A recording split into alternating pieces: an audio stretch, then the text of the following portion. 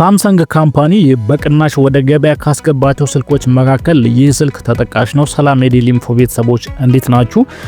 በዛሬው ቪዲዮአችን ሳምሰንግ ወደ ገበያ ካስገባቸው አነስተኛ ዋጋ ካላቸው ስልኮች መካከል አንዱ የሆነውን የሳምሰንግ አዲስ ሞዴል ስልክ ነው ይዤላችሁ የመጣሁት። ስለዚህ ስልክ አጠቃላይ መረጃ እነግራችኋለሁ። ትክክለኛ ዋጋው እስከ ስንት ነው፣ ይህንን ስልክ መግዛት አለባችሁ የለባችሁም የሚለውን ጉዳይ እነግራችኋለሁ። እንደዚሁም ይህንን ስልክ ምን አይነት ሰው ነው መግዛት ያለበት፣ ስልኩ ምን አይነት ችግሮች አሉበት የሚለውን አጠቃላይ ስለ ስልኩ ሙሉ መረጃ እነግራችኋለሁ። ቪዲዮን እስከ መጨረሻው ድረስ ተከታተሉት። ቪዲዮን ላይክ፣ ሼር በማድረግ ጀምሩ። ለቻናሉ አዲስ ከሆናችሁና ከስልክ ጋር ተያያዥ የሆኑ ጠቃሚና አስተማሪ መረጃዎች እንዲደርሷችሁ የምትፈልጉ ከሆነ ቻናሉን ሰብስክራይብ በማድረግ ቤተሰብ ሁኑ። አሁን በቀጥታ ወደ ቪዲዮ አልፋለሁ። አስቀድመን የስልኩን ዲዛይን እንደዚሁም ከምን አይነት ማቴሪያል ስልኩ ተሰራ የሚለውን ከማየት እንጀምራለን። ከዛ በፊት ግን የዚህን ስልክ ሞዴል ልንገራችሁ።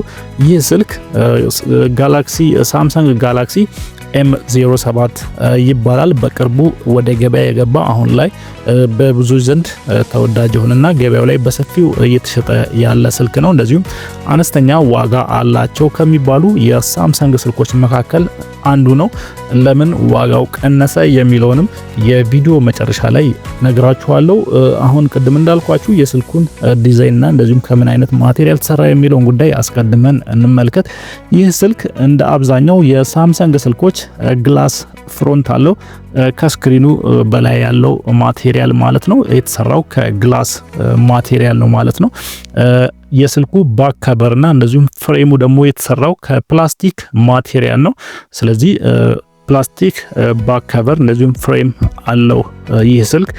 የዚህን ስልክ ቲክነሱን ስንመለከት 7.6 ሚሊሜትር ቲክነስ ይዞ ነው የመጣው።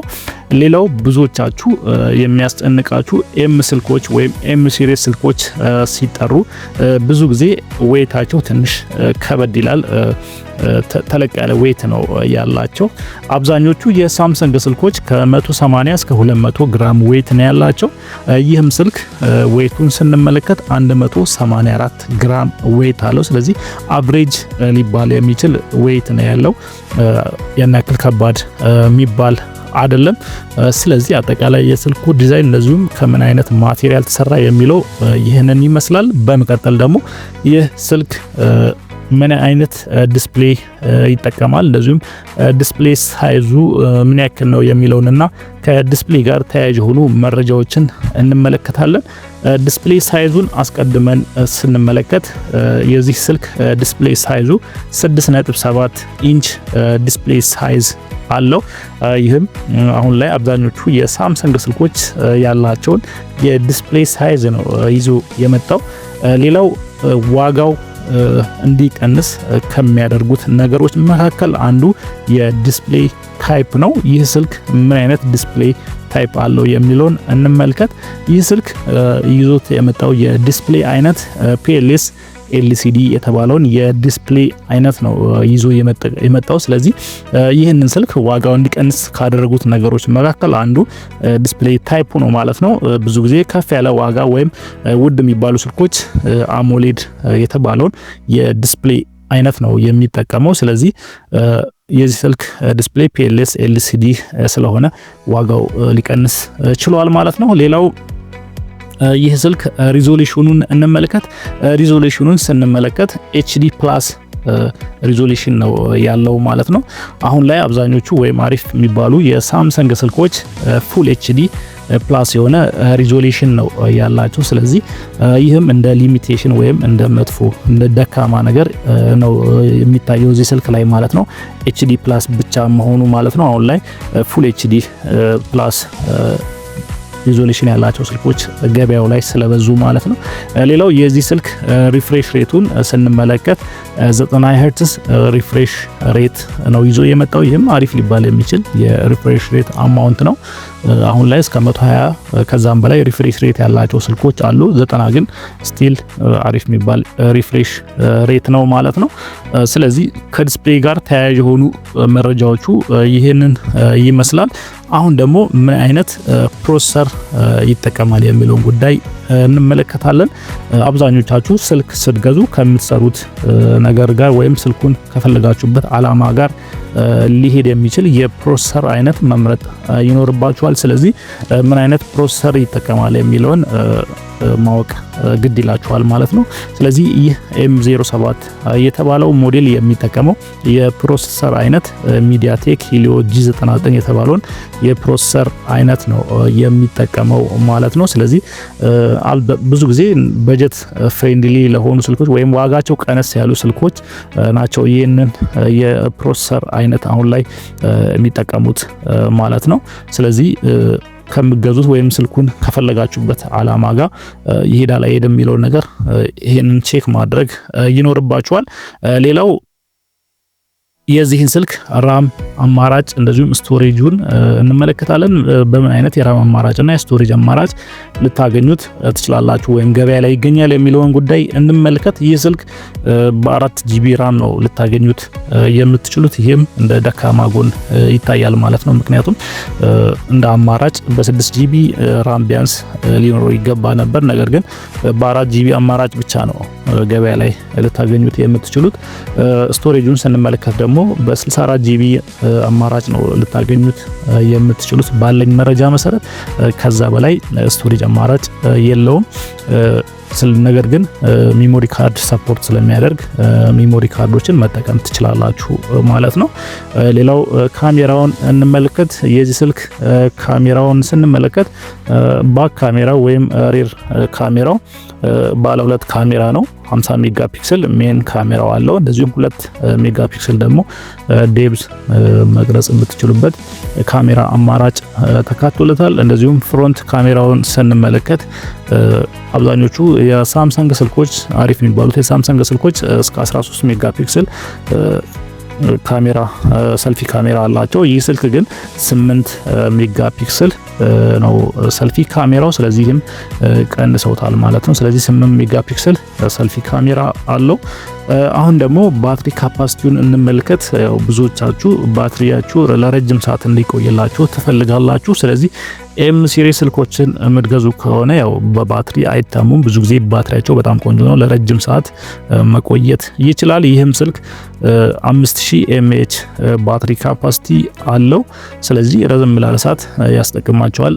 ነገር ግን አሁን ላይ አብዛኞቹ የሳምሰንግ ስልኮች 5000 ኤምኤች ባትሪ ካፓሲቲ ነው ያላቸው። ነገር ግን ቆይታውን ስንመለከት የዚህ የኤም ሲሪስ ስልኮች ረጅም ነው ማለት ነው። ለረጅም ጊዜ መቆየት ይችላሉ ማለት ነው። በዲስፕሌዩ ምክንያት እንደዚሁም በተለያዩ ምክንያቶች ለረጅም ሰዓት መቆየት ይችላል ማለት ነው። እንደዚሁም 25 ዋት ዋየርድ የሆነ ፋስት ቻርጂንግን ሰፖርት ያደርጋል። ዋየርለስ ቻርጂንጎችን ሰፖርት አያደርግም ማለት ነው። ሌላው አሁን ላይ ስልክ ስንገዛ ማየት ያለብን ነገር ሶፍትዌሩን ነው።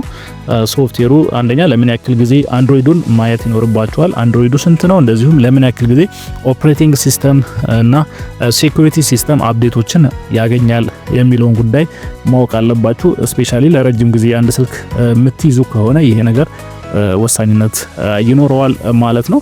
ኦፕሬቲንግ ሲስተሙን ስንመለከት የዚህ ስልክ ወይም M07 አንድሮይድ 15 ነው፣ ዋን UI 7 ነው ማለት ነው። እንደዚሁም ለምን ያክል ጊዜ ኦፕሬቲንግ ሲስተም አፕዴት እና ሴኩሪቲ አፕዴት ያገኛል የሚለውን ጉዳይ ስንመለከት ለ6 ጊዜ ወይም ለ6 ዓመት ኦፕሬቲንግ ሲስተም አፕዴት እና ሴኩሪቲ አፕዴት ማግኘት ይችላል ማለት ነው። ይህም አሪፍ ነገር ነው። አብዛኞቹ ኤም ሲሪስ ስልኮች 4 እና ከ4 ዓመት በታች ነው ኦፕሬቲንግ ሲስተም አፕዴት እና ሴኩሪቲ አፕዴት የሚያገኙት። ኤ ሲሪስ ስልኮች ናቸው ብዙ ጊዜ ለ6 ዓመት እና እንደዚሁም 6 ዓመት እና ከ4 ዓመት በላይና እስከ 6 ዓመት ኦፕሬቲንግ ሲስተም እና ሴኩሪቲ አፕዴት የሚያገኙት። ይህ ስልክ ግን እስከ 6 ዓመት ወይም ለ6 ጊዜ ኦፕሬቲንግ ሲስተም እና ሴኩሪቲ አፕዴቶችን ማግኘት ይችላል። ይህ ማለት የሚባል ነገር ነው። ሌላው ምን አይነት ኔትወርክ ሰፖርት ያደርጋል የሚለውን ስንመለከት 4G ኔትወርክ ነው ሰፖርት የሚያደርገው። ይህ ስልክ 5G ኔትወርክ ሰፖርት የሚያደርግ አማራጭ የለውም። ዱዋል ሲም ካርድ መውሰድ ይችላል ማለት ነው። እንደዚሁም IP54 የተባለውን ቆሻሻና እንደዚሁም ፈሳሽ ነገሮች ወደ ስልኩ እንዳይገባ መከላከል የሚችሉ ማቴሪያል ተካቶለታል ማለት ነው። ስለዚህ ስልካችሁ ድንገት ውሃ ላይ ቢወድቅባችሁ ለረጅም ጊዜ ካልቆየ በቀላሉ ወደ ውስጥ ውሃ አይገባም፣ ስልካችሁ አይበላሽባችሁም ማለት ነው። እንደዚሁም ሳይድ ማውንትድ ወይም ደግሞ በጎን ፊንገርፕሪንት ተካቶለታል። ፌስ አንሎክ አለው ማለት ነው ይህ ስልክ። ስለዚህ ይህም አሪፍ የሚባል የሚችል አማራጭ ነው። አጠቃላይ የስልኩን በተመለከተ ያሉት መረጃዎች እነዚህ ናቸው። አሁን ደግሞ እስቲ ስልኩ ምን አሪፍ ነገር አለው እንደዚሁ ምን አይነት ደካማ ጎኖች አሉት የሚለውን በአጭሩ ልንገራችሁ። የዚህ ስልክ አሪፍ የሚባል ነገሩ አንደኛ ዲስፕሌው 6.7 ኢንች ሳይዝ መሆኑ አሪፍ ነው። እንደዚሁም ሪፍሬሽ ሬቱን 90 ሄርትዝ ሪፍሬሽ ሬት መሆኑም አሪፍ ነው። እንደዚሁም ባትሪው ለረጅም ጊዜ መቆየቱም የዚህ ስልክ አሪፍ የሚባል ነገር ነው። እንደዚሁም 50 ሜጋ ፒክሰል ዋና ካሜራው 50 ሜጋ ፒክሰል መሆኑም ቆንጆ የሚባል ነገር ነው። ምክንያቱም አብዛኞቹ አሪፍ የሚባሉ የሳምሰንግ ስልኮችም አሁን ላይ 50 ሜጋ ፒክሰል ነው ሜን ካሜራቸው ማለት ነው። እንደዚሁም ለረጅም ጊዜ ሶፍትዌር ኦፕሬቲንግ ሶፍትዌርና ሴኩሪቲ አፕዴቶችን ማግኘቱ መልካም ወይም ጥሩ የሚባል ጎኑ ነው። እንደዚሁም IP54 የሚለውን የተለያዩ አላስፈላጊ ቆሻሻዎች ወደ ስልካችሁ እንዳይገባ የሚከላከለው ማለት ነው። ይህም በዚህ ዋጋ ይሄ ማቴሪያል መካተቱ አሪፍ ነው ማለት ነው። የዚህ ስልክ ሊሚቴሽን ወይም ደካማ ጎኑን ደግሞ ስንመለከት ዲስፕሌው HD ፕላስ ብቻ መሆኑ ትንሽ እንደ ሊሚቴሽን ወይም እንደ ደካማ ጎን ይታያል ማለት ነው። አሁን ላይ ፉል HD ፕላስ የሆኑ ዲስፕሌዎች ስለሆነ ማለት ነው ያሉት። እንደዚሁም የራምና የስቶሬጅ አማራጩም 4GB ራምና እንደዚሁም 64GB ብቻ መሆኑ እሱም እንደ ድክመት ይታያል ማለት ነው። አሁን ላይ ሌላው 5G ኔትወርክን ሰፖርት አለማድረጉም እንደ ደካማ ጎኑ ልታዩት ትችላላችሁ። ምክንያቱም ከዚህ በኋላ አብዛኛው ነገር ወደ 5G ስለሚሄድ 5G ኔትወርክን ቢያካት አሪፍ ነበረ። ስለዚህ እሱንም እንደ ድክመት ልታዩት ትችላላችሁ። ሌላው ሄቢ የሆኑ ጌሞችን ሊሆን ይችላል አፕሊኬሽኖችን እዚህ ስልክ ላይ በተጨኑ ትንሽ ሊጫነቅባችሁ ወይም ስታክ ላግ እያደረገ ሊያስቸግራችሁ ይችላል። ይህም የዚህ ስልክ ደካማ ጎን ነው ማለት ነው። ስለዚህ ስለ ስልኩ ያለው አጠቃላይ መረጃ ይህንን ይመስላል። ስለዚህ ያን ያክል ከባድ ነገር ማሰሩ ከሆነ ስልካችሁ ላይ ጌሞችን መጫወት ሊሆን ይችላል፣ ትልልቅ አፕሊኬሽኖችን ስልካችሁ ላይ የማትጠቀሙ ከሆነ ኖርማል ለሶሻል ሚዲያ እንደዚሁም ለዴሊ ለስለለት የምትጠቀሙት ከሆነና ቀለል ላለ ነገር የምትጠቀሙት ከሆነ እንደዚሁም ለረጅም ጊዜ ስልካችሁ የምትይዙት ከሆነ ሳትቀይሩ ማለት ነው።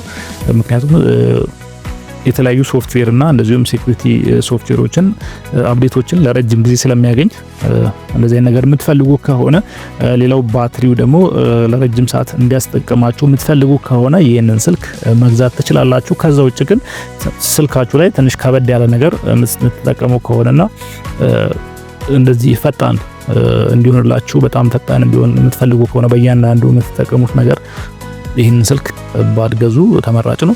ቅድም እንዳልኳችሁ ግን ኖርማሊ ለዴሊ ዩዛችሁ ለሶሻል ሚዲያ እና እንደዚሁ ለአነስ ላሉ ነገሮች የምትጠቀሙት ከሆነ ከፍ ያለ ዋጋ ከምታወጡ በአነስተኛ ዋጋ ይህንን ስልክ ገዝታችሁ ብትጠቀሙ ሪኮመንድ አደርጋችኋለሁ ማለት ነው።